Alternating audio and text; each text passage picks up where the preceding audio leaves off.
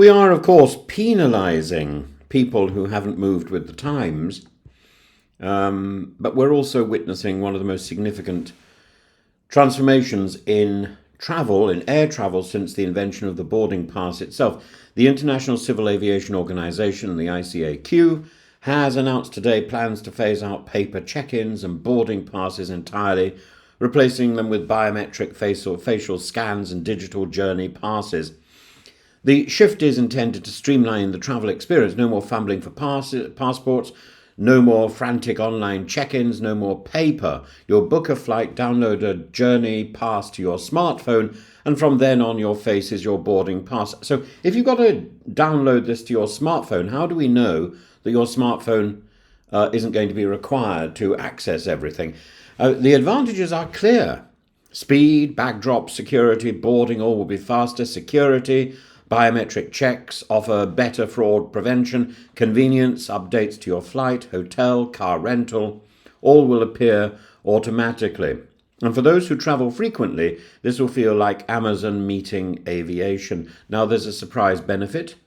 Roaming charges, digital passes require constant connectivity, and this incentivizes governments and telecom providers to standardize cheaper or free roaming agreements for travel-related data. If your boarding pass is on your phone and your phone is your passport, roaming becomes an essential bit of infrastructure. Airlines may even bundle travel SIMs or roaming packages with flights. Expect a world where roaming is no longer a luxury, but a default expectation, especially in tourism-heavy corridors. However, not all passengers are equally equipped. What happens to an elderly traveller with a flip phone, or the budget-conscious family without digital wallets, or anyone who, for ethical or personal reasons, avoids biometric surveillance? This brave new world risks excluding anyone not fully digitized. The system assumes access to a smartphone, a stable internet connection, a level of tech literacy, and then there's the infrastructure gap. Many airports in the global south are nowhere near ready for such change. Even with assurances that biometric data will be deleted within 15 seconds, concerns remain about safety. What if the system crashes? Remember the Microsoft CrowdStrike outrage? What about hacking or surveillance creep? And are we inching closer to a world where privacy is traded for speed? We need to remember the last major change was e-ticketing in the early 2000s, and that too was met with skepticism, but today no one misses the paper ticket booklet. Still, the stakes are higher this time.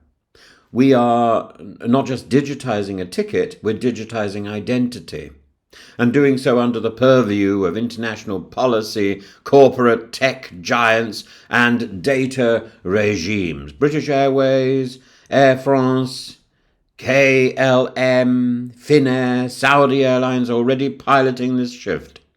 The Caribbean islands have implemented a fully contactless border control system, and with Amadeus, essentially the Amazon of aviation IT. This transformation may well eliminate queues, printed boarding passes, even roaming charges, but it also risks building a two-tier system of travel. One for the tech-savvy, always online elite, and one for the digitally marginalized, stuck at a counter that no longer exists. We must ensure that ease does not come at the expense of accessibility. This shouldn't be a case where, in removing the friction of travel, we forget the human at the gates.